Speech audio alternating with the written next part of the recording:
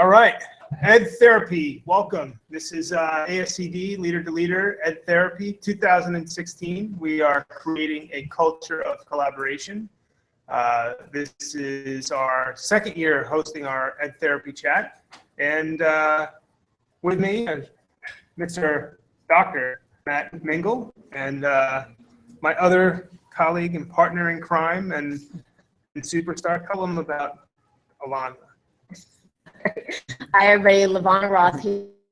I like it, it's all right. Nobody's watching it, we haven't tweeted the link, it's okay. Okay, good. Alana. Do you know Alana? Alana Ross. Yes, that's exactly it.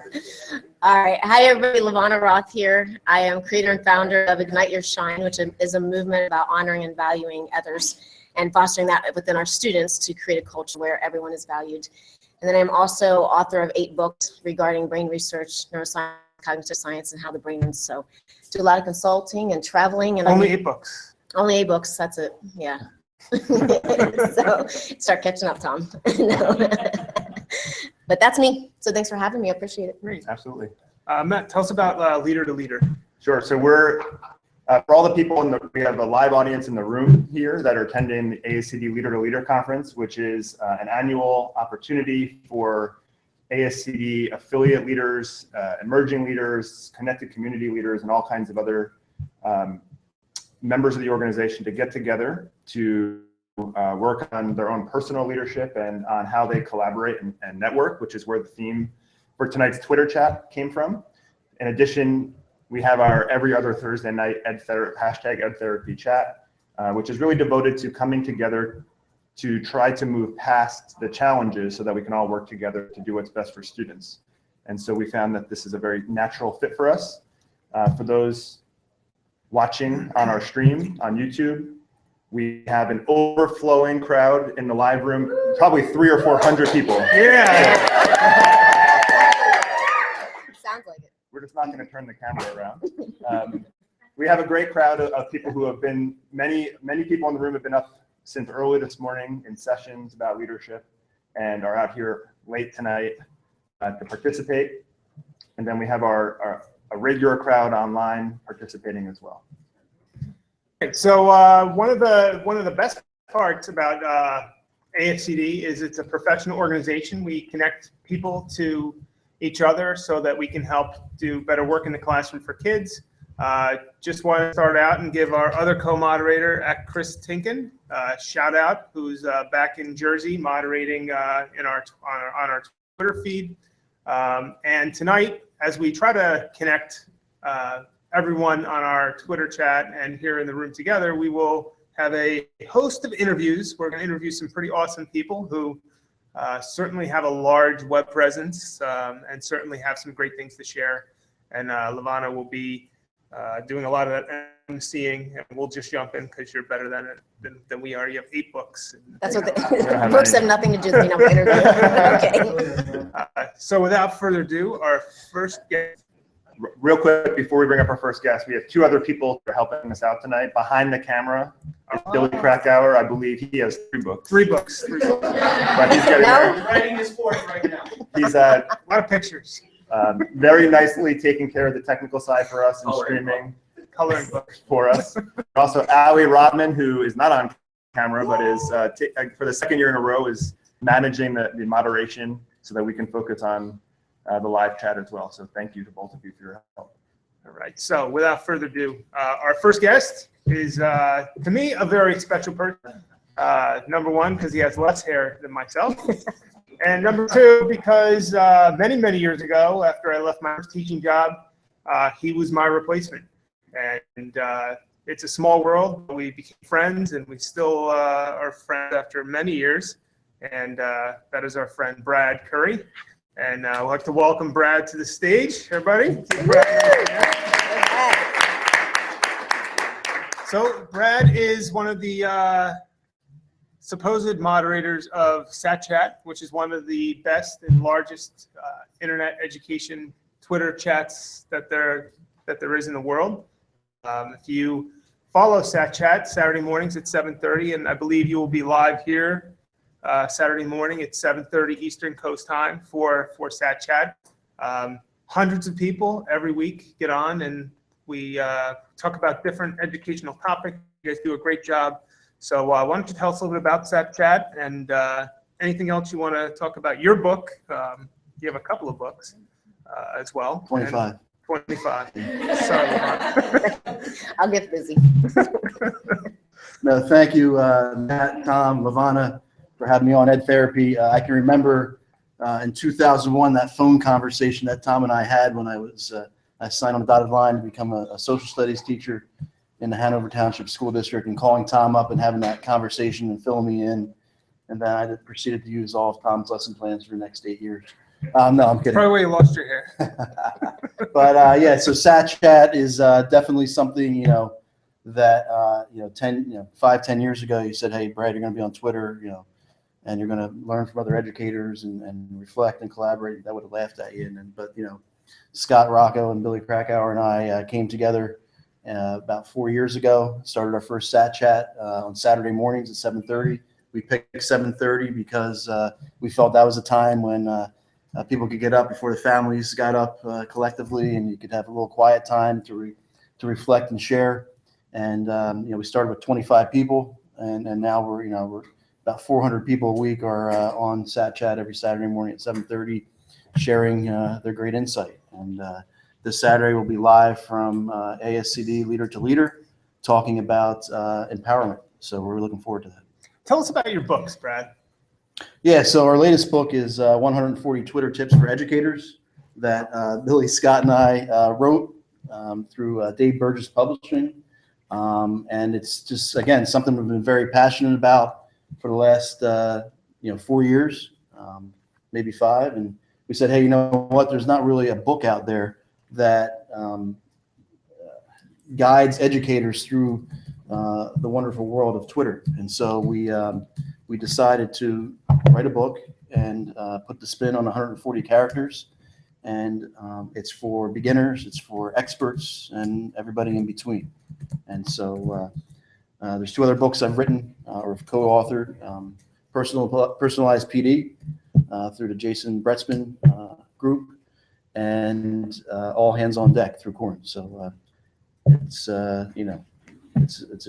every day I'm having fun. So that's all you can do. You want to ask some questions? Sure. I mean, I got plenty of questions for Brad. I could grill him. Make him sweat. I'll just make up stuff if I don't have any answers. That's what I'm good at. All right, so we're talking about creating a culture of collaboration.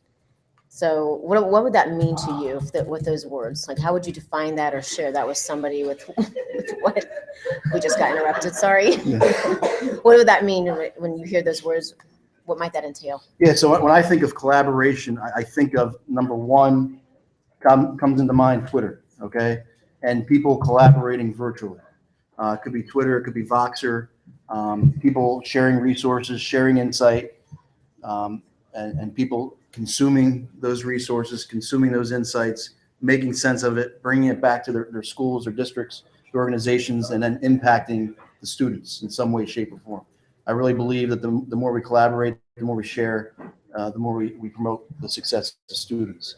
When I think of collaboration, I think of John Hattie's research, visible learning. You look at collective teacher efficacy.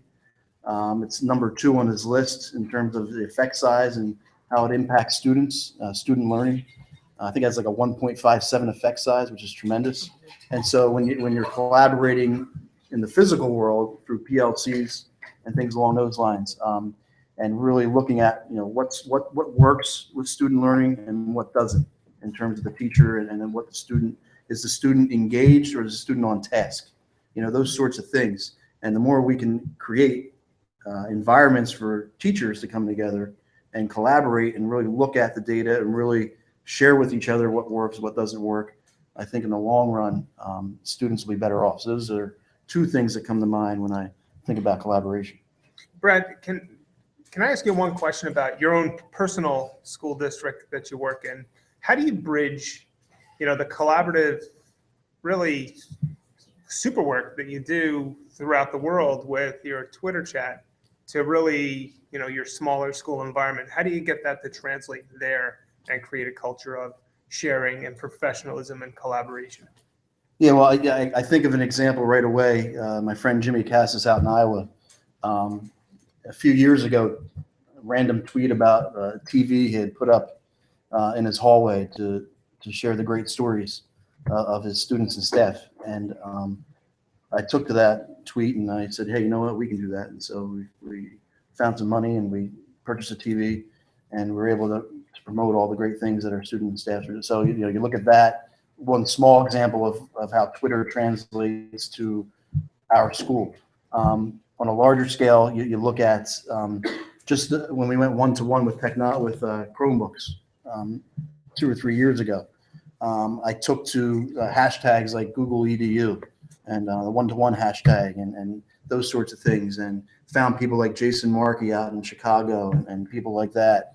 And knowing that we were going to go one-to-one, and he was tweeting out things and resources, and I reached out to him, and he provided me with many ideas and resources and things to help facilitate that rollout of the one-to-one.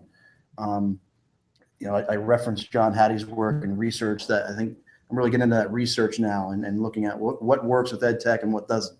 And I think just looking at it doesn't have to be tweets, it could be the blog posts that are posted on Twitter from you know, Corwin Connected Educators that post blog posts on visible learning and things, taking that research back and making sense of it, and then sharing it out to staff members. I think the more you model that sort of thing, the teachers see that. You try not to make a big deal out of it. Oh, you got to be on Twitter. I've never ever said that to anybody. But I think we do need to be connected in some way, shape, or form, whether that's through Pinterest, through Instagram, Facebook, LinkedIn, Voxer, Google+, Twitter. We need to share what we're doing. I don't care who you are as an educator, what your reputation is. Everybody's doing something great that we can translate and help kids out. All right. Well, Brad, thank you. Thank you. Thank you That's for sharing your. Oh, you know. Well, we could keep Well, going. I'm good. Buy Brad's books Yes. and Lavana's books, but Yes. especially Brad's She has books. 25 books. And actually, I will give Brad a shout out, and Billy and Scott. The 140 Twitter tips for educators is a really, really good book, and there's a lot of great tools. And I gave it to my teachers, and they soaked it up. So nice work. Ignite your shine. Ignite your shine. All right. Awesome. And therapy is in the book. Awesome. Okay. What do you want to bring up? Who's next? So You're let me give a couple of announcements about upcoming ed therapy chats. So our next chat, which is on August 4th, will be moderated by Brooke Carlisle Perry, which is at Brookster29 on Twitter. She's a national blogger on issues related to teacher voice and empowerment, and she'll be here talking about teacher voice through blogging specifically. On September 1st, which will be the transition show from our second year to our third year, we'll have Jimmy Cassis, who Brad just mentioned, guest moderating. Topics still to be announced, and a good lineup coming up. But next up for the chat up here, we'd like to bring up Ben Schuldner, who is president of ASCD. Come on up. Big round of applause.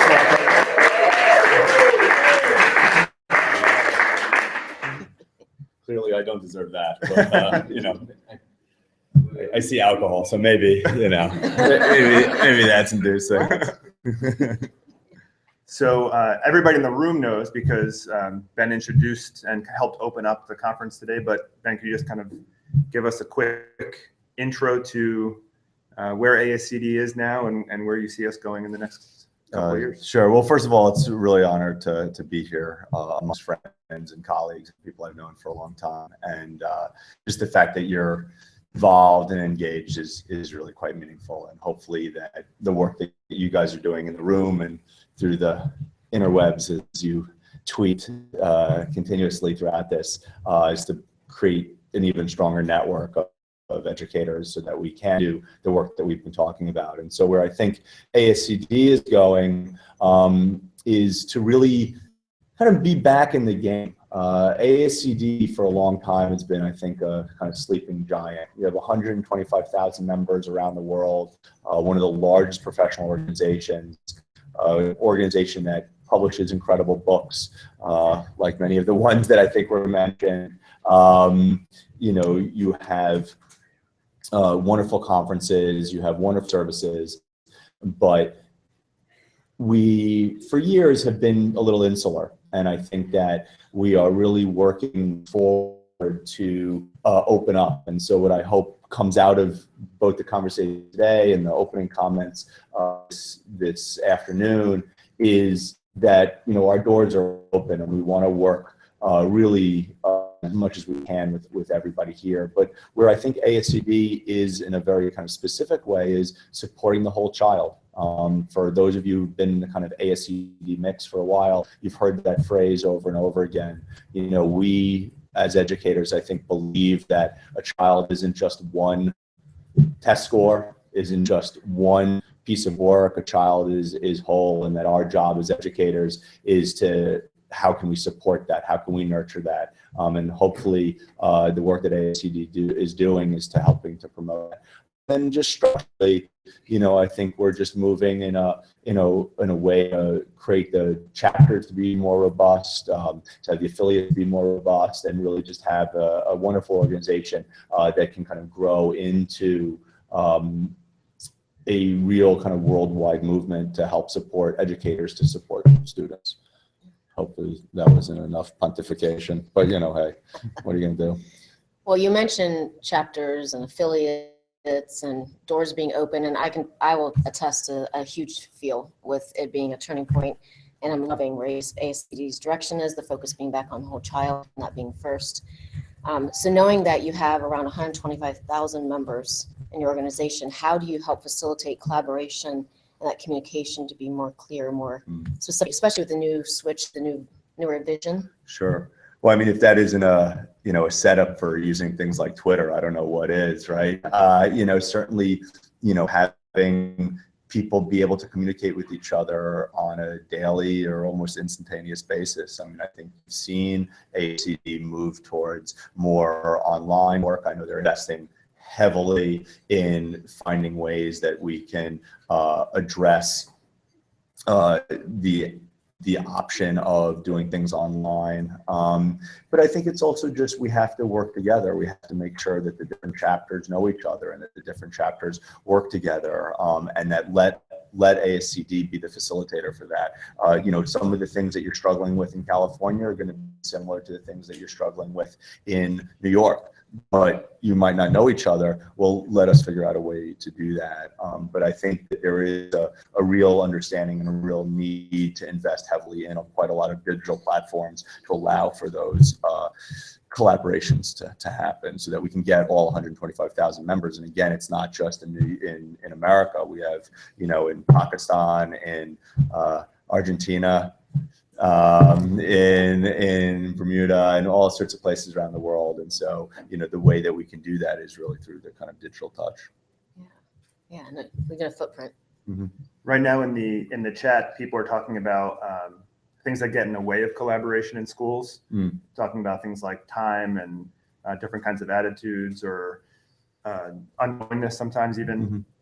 You know, you were the principal of a high school in New York City. From your time there, any thoughts about how to overcome some of those barriers?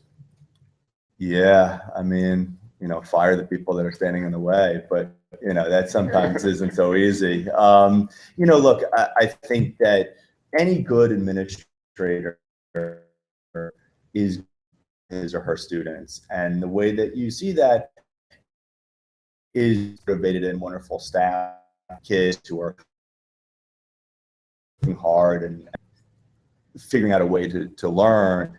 And I think that if teachers feel comfortable kind of going from the ground up, you can actually see that. So I think what I would kind of posit and almost ask those in the room is, regardless of your role, be it teacher, be it principal, be it superintendent, be it curriculum coach, be it professor, wherever you are on that spectrum, and I think that there's truly a hierarchy in that spectrum. You know, one of the things I just cannot stand is when people say, well, I'm just teacher.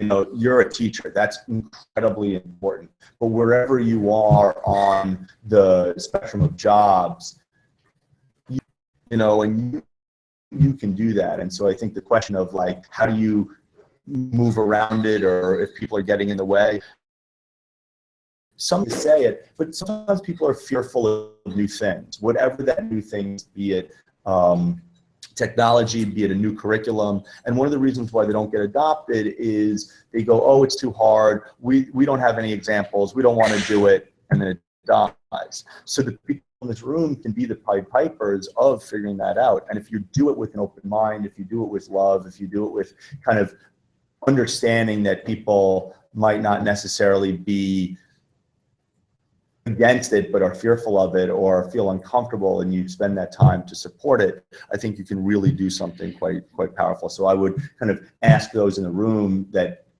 think that they have a good idea or think that they have these kinds of skills, share them, bring people involved, and show them how to do it in a way that is not pedantic, but in a way that's collaborative and team building. I think you can find things will be adopted. Because look, at the end of the day, every principal I've ever met, be them, quote, good principals or bad principals, good superintendents or bad superintendents, in their heart want kids to learn. And if you can show them a way for that to happen, they'll take it. They might completely co-opt it and, for it, and so be it. But, you can certainly help them get there. So. Good. All right. Well, thank you, Bill. Oh, great. Terrific. Well, Just two. it's good to see you guys. Thanks, guys.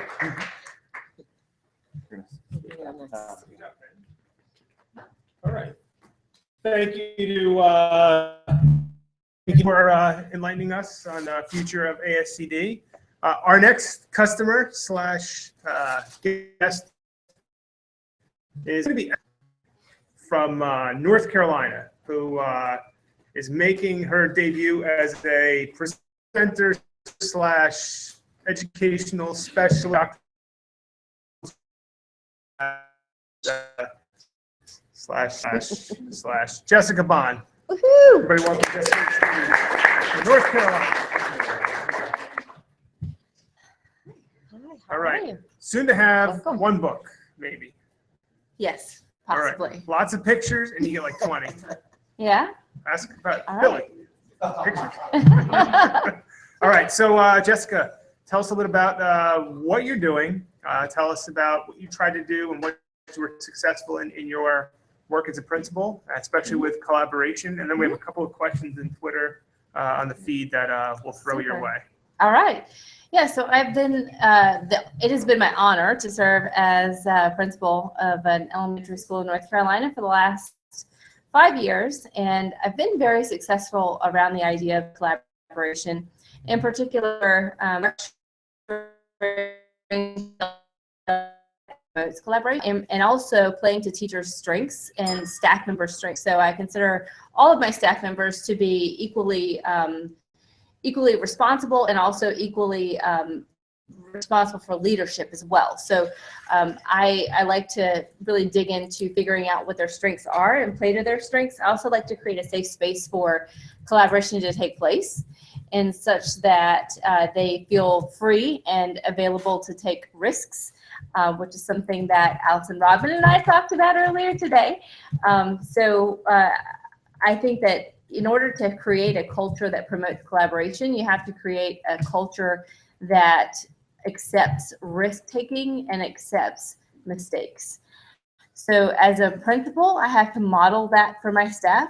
I have to own mistakes that I've made. And I found that one of the best ways to promote a culture of collaboration is really to highlight my own mistakes, to be transparent about those, and to be just an honest person who is transparent with my staff members. So what are some tips that you would give others as far as how did you do that? How did you create your safe space so that you could have an open communication or foster that among your staff? Yeah, I think that it's a balance between figuring out what the strengths of your staff members are and finding out what your particular strengths as a leader are. So as we move forward in an era of where collaboration is not only accepted but expected, it has to become a part of the fabric of your school or a part of the fabric of your district. It can't just be something that we're going to do this to check the box. It has to be part of, this is who we are and this is what we do and this is why we do this. So you have to create that in terms of your vision, your mission. You have to make that pervasive across your school or your district. And you have to keep that at the core of everything that you do.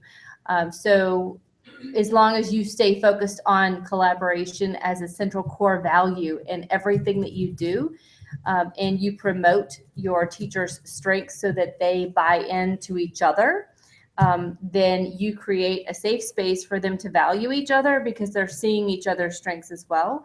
And you, at the same time, highlight a little bit of vulnerability on your own part. So I have to be vulnerable as a leader to make sure that they understand that I'm not perfect and I make mistakes, and it's okay to be imperfect and to make mistakes. And that's what's going to help us to grow, is for us to not only understand our mistakes, but then collaborate on them and be able to improve from them.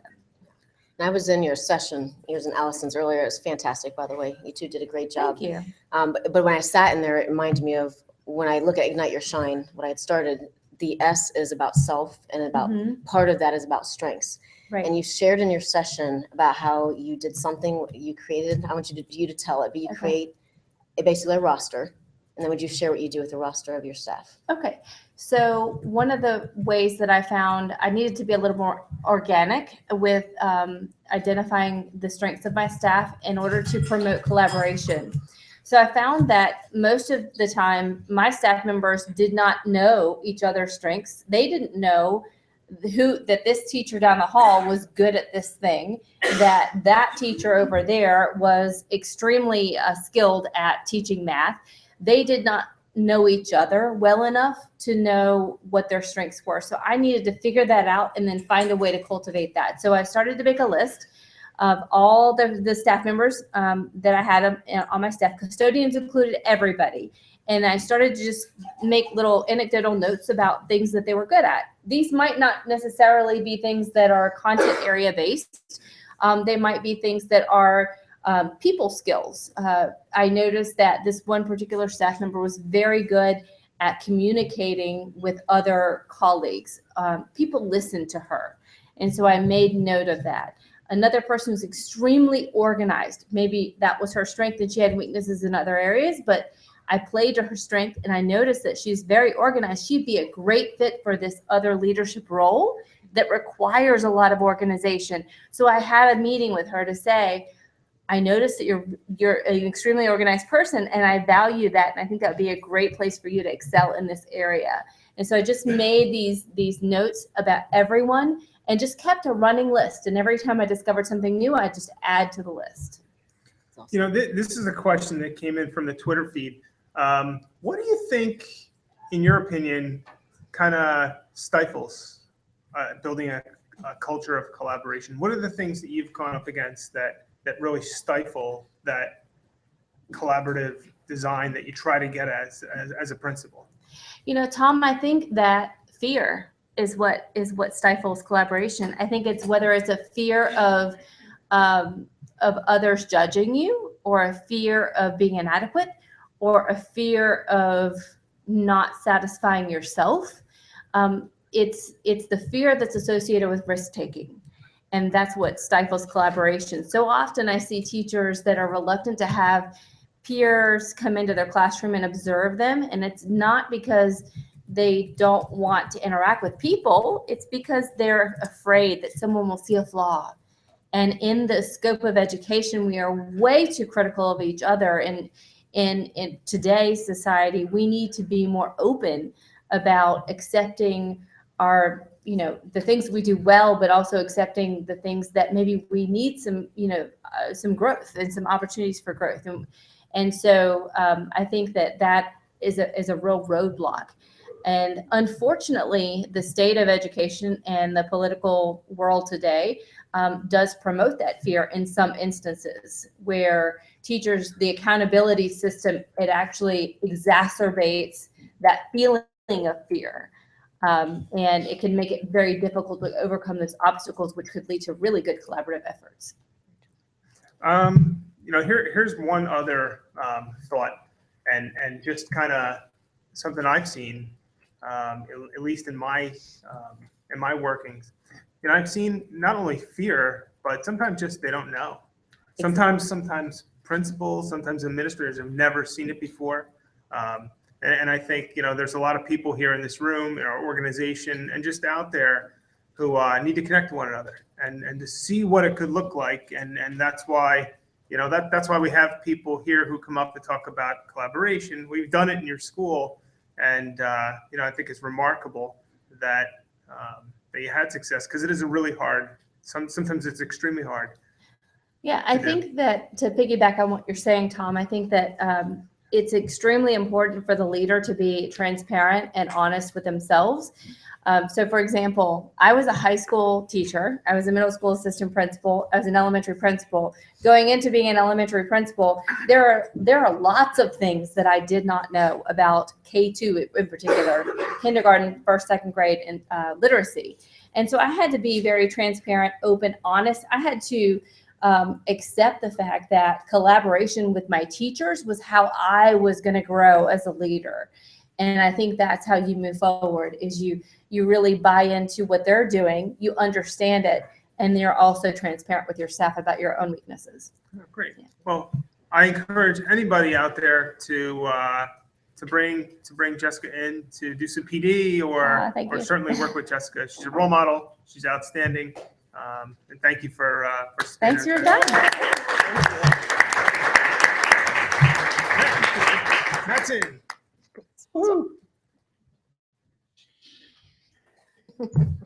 All right, so we're just at the halfway point.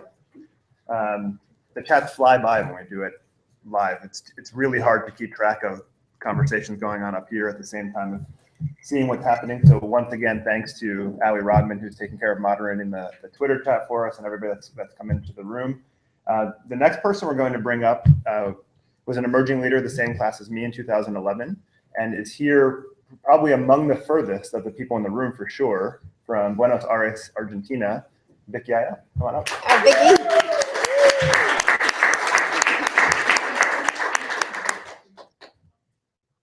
Thank you. So excited to be here from far away. Yeah, it's always great to see you. Tell us a little bit about what your role is in your school, and Good. how that's. I have 3 played out. books published, but in Spanish. You need to read Spanish. I'm a principal at St. Andrew Scott School in Buenos Aires, Argentina. I'm a principal for the Early Childhood Center, which is from children from 2-year-olds to 6-year-olds. And we teach collaboration since year 2. So I think this is a skill you need to build up since they're very little, and that's so important for me. The topic is so important for me. I love an African proverb that says, if you want to go fast, go alone. If you want to go far, go together. And I think that applies to all the areas in your life, and we need to teach children, and it's a skill you learn. It's not something you either come with or don't have it. All the social skills can be taught. So we have a very strong social emotional learning program where collaboration is one of the main skills we foster in our children and in our staff, because we need to role model. Little kids learn by watching and doing and seeing, and education has shifted from a traditional model to a more hands-on, real problem-solving, critical thinking model, and that's what we need to foster. Each child has different skills and different strengths, so they collaborate, they can go furthest and solve more problems in education and build knowledge and skills together. So for me, it's a everyday topic in the way I work with my kids, with my staff, and ESCD is a big window for me, collaborating and networking with educators from all over the world. Even we're down there in Argentina, a little bit isolated, so ASCD has opened a lot of doors for me and to make my school a better place and to cater for each child and their needs. So It's always exciting to be here and in every ASCD event or thing that comes up. And of course, collaboration, online collaboration is a great tool for me because it's impossible to be everywhere, and that enables me to be in contact with the world all the time. So I have to say I'm super impressed because sometimes it's hard to get adults to collaborate and you get 2-year-olds. Yeah, and they're in the egocentric stage where everything is mine, mine, mine. So they don't want to share toys, and they don't want to share the teacher and their friends, and that's how we start learning with everyday situations and things that come up, and sharing feelings and being able to express what they think and how they feel in a positive way to others. And that is part of collaboration. It's very hard maybe to say that you're angry, but it's good to express that if you say it in a positive way. Feelings are part of human nature. And that's what I try to teach my students since they were students there too. So I think social emotional learning and brain learn, everything is linked to, and collaboration is a very important part of getting along with others positively and achieving good things, big things together. It's impossible to achieve something big on your own. That is so true. So I heard you saying if I keep saying it's mine, it's all about me, I'm good? You need to go past that stage. Yeah. I thought I got to go back to being a 2-year-old. So, well, that's part of our collaboration, is part of our everyday life in our school in Buenos Aires. Yeah. So you've made it a part of your culture, like Yeah, literally yeah. From the ground all the way through. Yes. So is there anything that you do with the 2-year-olds that also works with adults? Yeah, especially identifying, as Jessica said, your own talents and passions, and being able to share them to empower others with your knowledge, your skills, and learning the areas that you need to develop more, taking from others. It's like if John is good at painting and Brad is good at planning, maybe they can work together to make that crafts project, where one can plan and the other one can do things. So we do that all the time in our learning play situations. Maybe it's easier because we do it through play and through and then we adults lose that capacity of, as Jessica says, of making mistakes and failure and learning from mistakes. And that's also a very important message, that you can't learn if you can't make mistakes and move forward from them.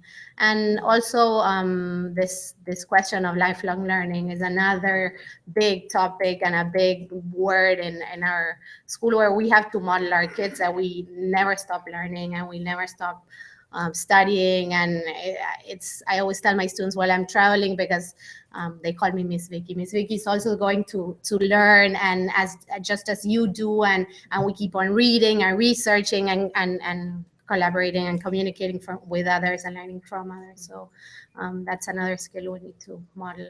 Yeah, well, I love that, because Jessica said the same thing. You're saying the same thing. It's model, and I believe that that's exactly what we always have to go back to. If something's happening in the school or the classroom, whatever it may be, and it's not being successful, how many ways did I show it? How many times did I go through that, modeling it each time? And you're doing it all throughout. And not to be afraid to stop lessons and talk about these things, because it's not only teaching to the test or academics. So there is a whole lot of skills, life skills, and that you need to invest time. It's not losing time. And so we have a very strong program in social emotional learning, but we continually take things that happen and emerge in lessons and take our time to talk about them, discuss them, and work together to solve problems and situations. So, is it okay, Beth? Sure. Okay. I'm just so interested. That's why we're paying you the big money. Yes, the big money. Thank you. My water. No, it's all good. So, being here at ASCD, you mentioned how you had the chance, and obviously being here today, you've had a chance to collaborate and meet so many other people. What are 1 or 2 takeaways that you've already had that you will take back to Buenos Aires and invest into your teachers, or help to promote that? I went to Ali's and Jessica's session this afternoon, and being able to reflect upon my leadership skills and how I identify talents in my staff in a systematic way is one big takeaway. And another one is always believing in the power of passion and energy to think of each child, as Ben said, Deb said, everybody said, that we are here to make each child's life a better life with education and security and love and all positive experiences. So I think we shouldn't forget that, never forget that we're here for all those children. Yes, number one, children. Yeah. Well, powerful words for everybody to think about. Our friends at Evolving Educators gave us a few copies of their most recent book, and I think with 13 or more hours on the plane and in airports, I need it. probably. So. Thank you so much.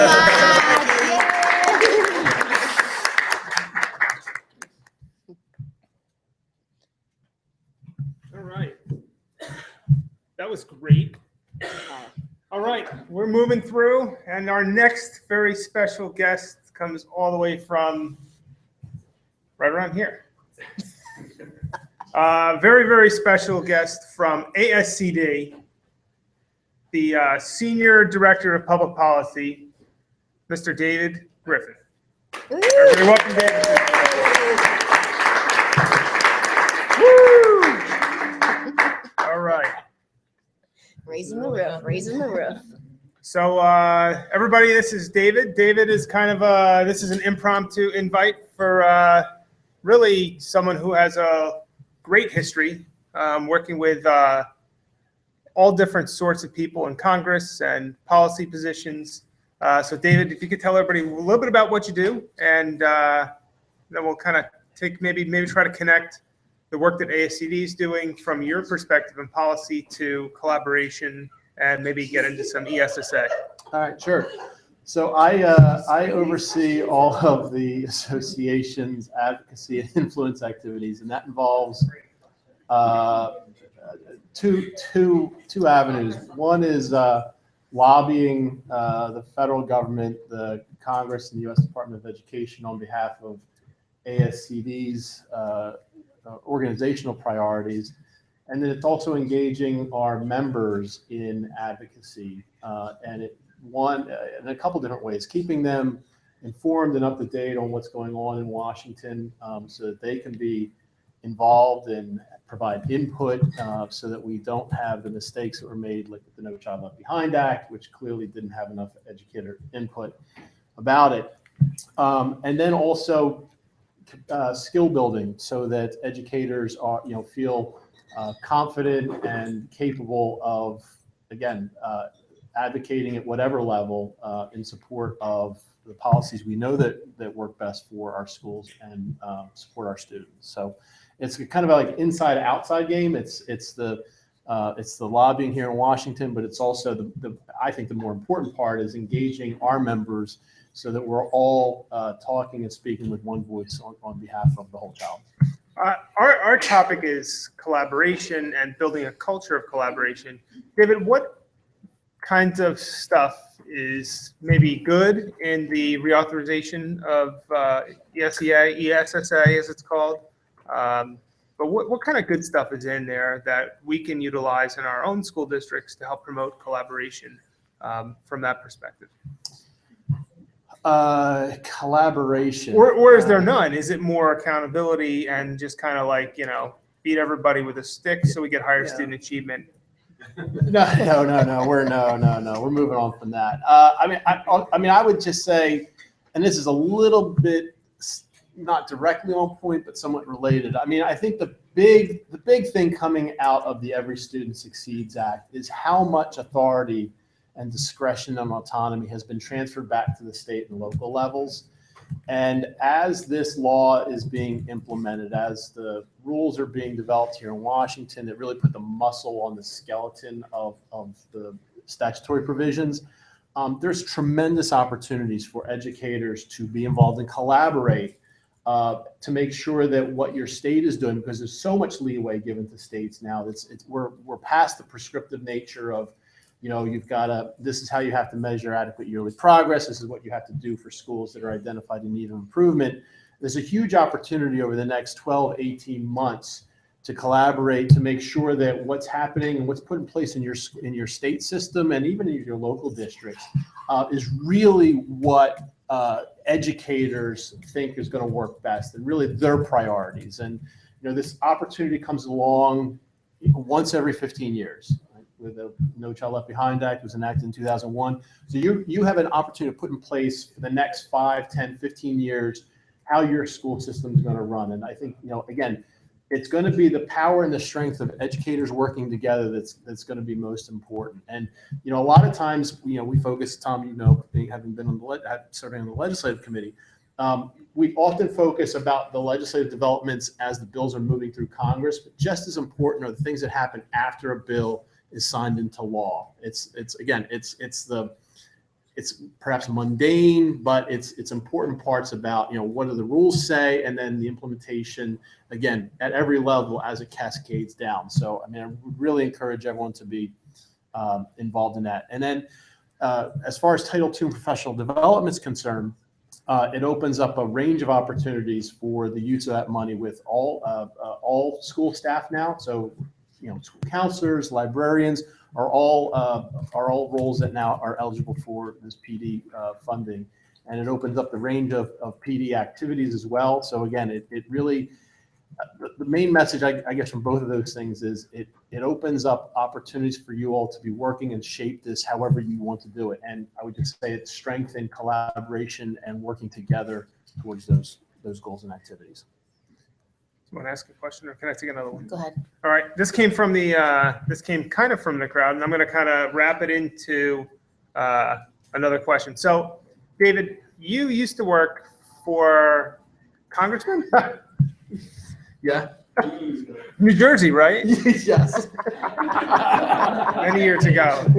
So, A lot of Jersey so you folks in were the a house. staffer for Congressman Robert Torricelli. the Torch. Okay, yes, from New Jersey. North Jersey, yes. But seriously, Then Senator Torricelli. so what a perception is from many people in not only the country, but certainly from an educational standpoint, is that Congress doesn't have a very collaborative way of doing business these days. It's more kind of standoffish. It's my way or the highway.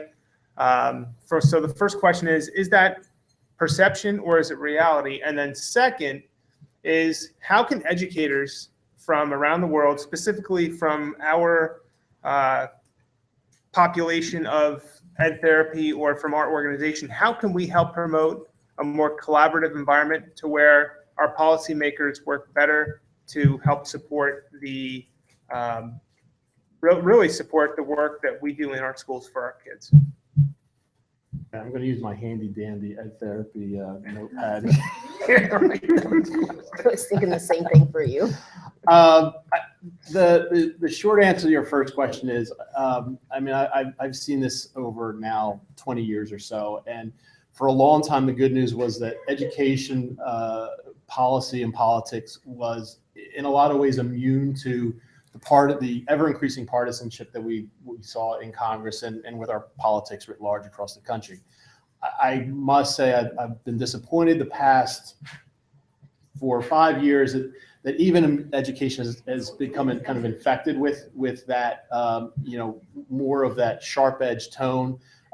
Things used to be much more collegial. It's really hard to get all ramped up about,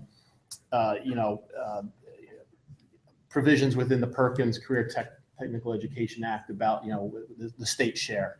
But I would say, a glimmer of hope, I think, was what you saw with the enactment of ESSA, where you did see Senator Lamar Alexander, Senator Patty Murray work in good faith and kind of like the old school ways of what you think of like Mr. Smith Goes to Washington. They were able to put aside a lot of their partisan differences and work for the betterment of good policy and for our students in schools. And again, I think the results speak for themselves. You've got a very bipartisan, a very well-received compromise law that was enacted. So hopefully that continues in the next, next year and in the Congresses ahead.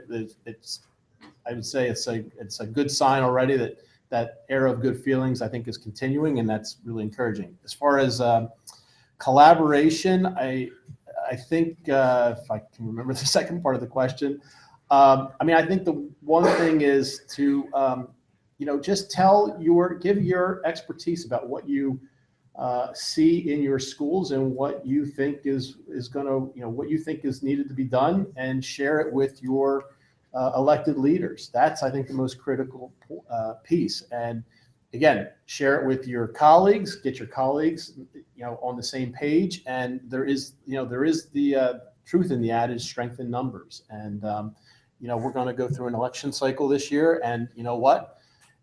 Numbers speak. So the person who has the most votes at the end of the day actually wins and gets to, start to direct the policy. So it's the same thing with legislation. It's the same thing with policy initiatives.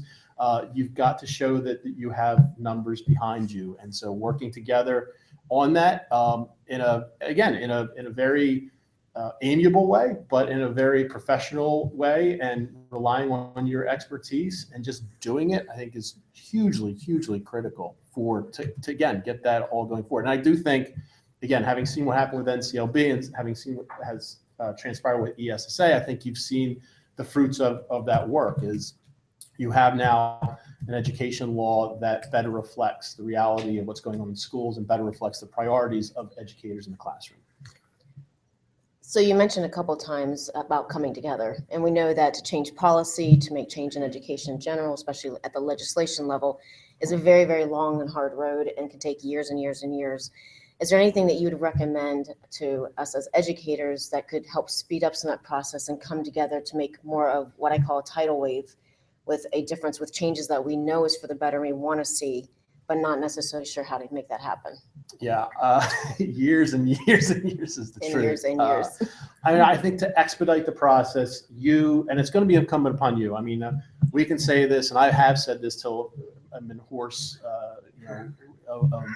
voice, but it's going to take you all convincing your colleagues that advocacy is a fundamental component of being a professional educator. Like it or not, that's what you've signed up for now, okay? And so you want to expedite this process, you have to get all of your colleagues on board with that. It's not, oh, someone else is going to take care of this.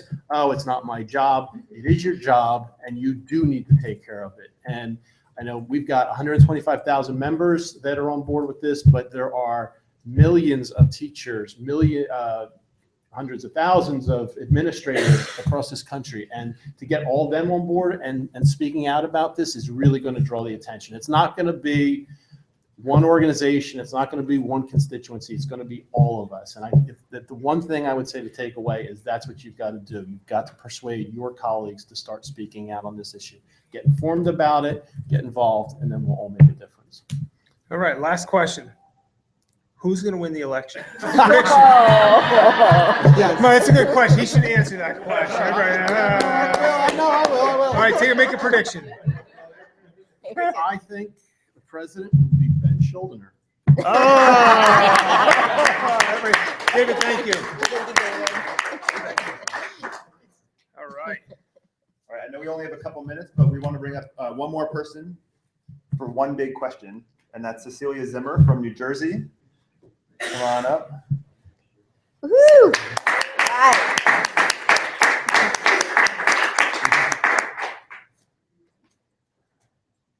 We created an obstacle course to get you up here, but that's okay. So in your role in your district, you're responsible for supporting English language learners and for that, which includes outreach for their families and for really just trying to support the whole child. Can you talk a little bit about how you collaborate with families and how you can bring school and community together? Sure. So I'm from Freehold Borough, and for those of you who know Freehold Borough in New Jersey, it's a small town with a high Hispanic population. My ELL population has grown exponentially, I feel, since I've been there. So it's been something that I've grown with and have helped the teachers collaborate with. We collaborate together in order to be able to bring the parents into the community so they can instead of just looking into the classroom through a window, they can actually see a mirror, a reflection of themselves. So, and we do that through workshops, parent workshops, and a lot of community engagement involvement, inviting them to the classrooms and having them a part of our community. So. And how do you do that? Because I would say as I travel across the country, one of the biggest things I hear, one of the biggest ones for sure, is getting parents more involved and to collaborate together as a stakeholder. And, you know, some people say, yes, food works. And I was like, no, food doesn't work. And then others say this and that. And what have you found to work for you? Food always works. I'd be there. Food always works. But just a personal touch always helps. A phone call. So if it's from the teacher, a note home, the student asking the parent, reminding the parent, come in, it's okay. Because the parents are, you know, we have to establish a place of trust, I think. So the parent feels comfortable coming in. My parents don't necessarily speak English. So now we have more people that actually speak Spanish and are able to help them. So that's one way we do it. My teachers are huge proponents of getting the parents in. So I engage them to help us and to continue to work with the community. And they're always ready and willing. And again, that's about trust, I think. So. Great. So I know it was quick, but we wanted to make sure that that was included as part of the collaboration. I appreciate that. Well, the home and school in general, Right.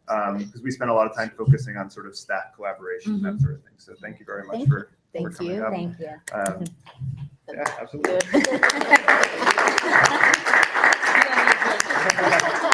And I'll bring Tom back up because I think we're kind of in the last few minutes. So my favorite part of Ed Therapy is what's happening right now, which is when people get to talk about their takeaways and most importantly, how the information that was shared, maybe not the drinks you learned about as much as other questions, but how you can take that into your work and into your job, your everyday job. So I don't know, any closing thoughts from anybody?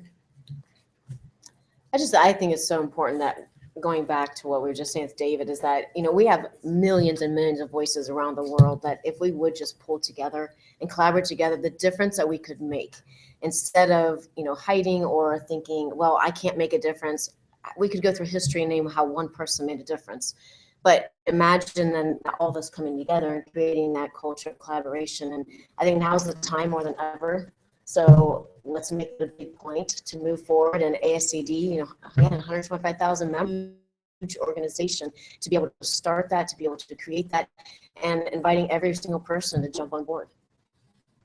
I want to just kind of echo that. And, you know, we have a big crowd here. There's a few hundred people out there on the Twitter chat right now. And it's out to me is really, this is what we envisioned, you know, a couple of years ago when we started this. And yeah, I remember having a conversation with Matt about everybody's so negative about schools and kids, and we need to do something positive that at least gets people to collaborate about what's great about kids and how we can help kids do better. And you know, we brought it to Chris Tinkin, and we kind of set up a chat called Ed Therapy, and this is kind of what it's about. And you know, for some of us who aren't really millennials, and you know, we kind of What? millennials.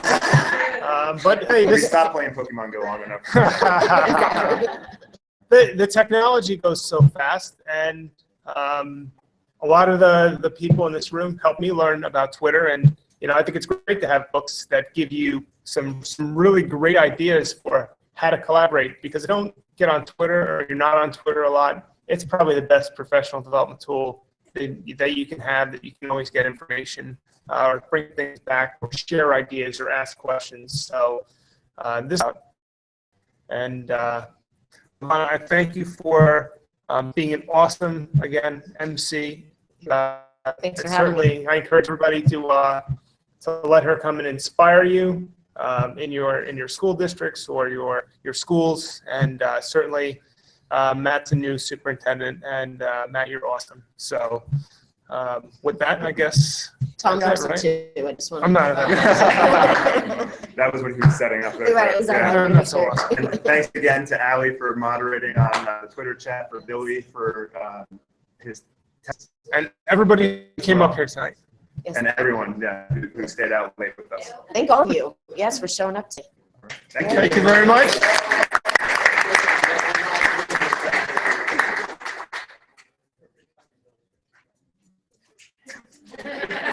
They cut it. Outro. Yeah. All right. Check it out.